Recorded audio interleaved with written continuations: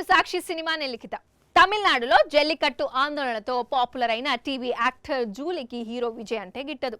ఇటీవల జరిగిన ఎన్నికల్లోనూ ఆయన్ను విమర్శిస్తూ ప్రచారం చేసింది.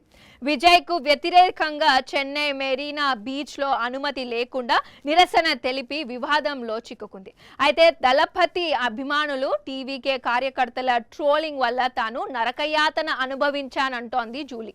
తాజాగా ఓ ఇంటర్వ్యూలో జూలీ మాట్లాడుతూ సోషల్ మీడియా ట్రోలింగ్ తట్టుకోలేకపోతున్నానని వాపోయింది. నన్ను దారుణంగా విమర్శించిన కొందరి పేర్లు వివరాలతో సహా మార్చిలోనే పోలీసులకు ఫిర్యాదు చేశానని, అప్పుడు ఎన్నికల సమయం కావడంతో దాన్ని పక్కన పెట్టగా ఇప్పుడేమో రివర్స్లో నాపైనే 15 లక్షల కిడ్నీ స్కామ్ ఆరోపణలు చేస్తున్నారని మండిపడింది.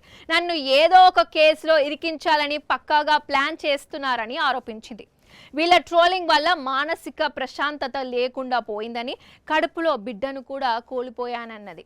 నా గర్భస్రావానికి సీఎం విజయ్ అన్నయ్యే కారణం. ప్రత్యేకంగా తన ప్రమేయం లేకపోయినా పరోక్షంగా ఆయన హస్తం ఉంది. నన్ను దారుణంగా ట్రోల్ చేస్తున్న వారిని ఒక్క మాట చెప్పి అదుపు చేసుంటే నేను నా బిడ్డను కోల్పోయేదాన్ని కాదు అని చెప్పింది.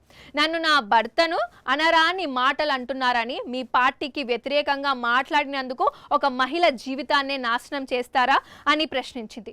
సోషల్ మీడియా వల్లే విజయ్ ముఖ్యమంత్రి అయ్యాడని అంటున్నారు కదా, ఆయన తనకు వ్యతిరేకంగా మాట్లాడిన వారిపై దాడులు చేయించడానికి బదులుగా ప్రజల కోసం ఏం చేయాలన్న దానిపై దృష్టి పెడితే బాగుంటుంది అని ఆగ్రహం వ్యక్తం చేసింది.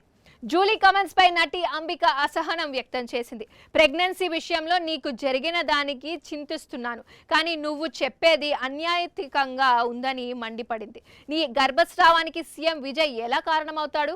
ముందు నీ మాట తీరు మార్చుకో. సీఎం పీఎంసీ స్థానంలో ఉన్నవారిని ఎలా గౌరవించాలో నేర్చుకో అని చురకలు పెట్టించింది. కాగా జూలీ తమిళ బిగ్ బాస్ మొదటి సీజన్లో పాల్గొంది. ఆ తర్వాత బిగ్ బాస్ అల్టిమేట్ షోలోనూ పార్టిసిపేట్ చేసింది. ఓడి విలయదు పాప అనే షోకి వ్యాఖ్యాతగాను వ్యవహరించింది. నాన్న సిరితల్ అనే సినిమాలో యాక్ట్ చేసింది. ఈ ఏడాది జనవరిలో మొహమ్మద్ ఇక్రమ్ను పెళ్లాడింది. సాక్షి టీవీ ప్రసారాలను నిలిపివేయడం చట్టరీత్యా నేరం. సాక్షి టీవీ ప్రసారాల కోసం మీ స్థానిక కేబుల్ ఆపరేటర్ని వెంటనే సంప్రదించండి. డిటిహెచ్లో, ఇంటర్నెట్లో కూడా సాక్షి టీవీ ప్రసారాలను వీక్షించవచ్చు.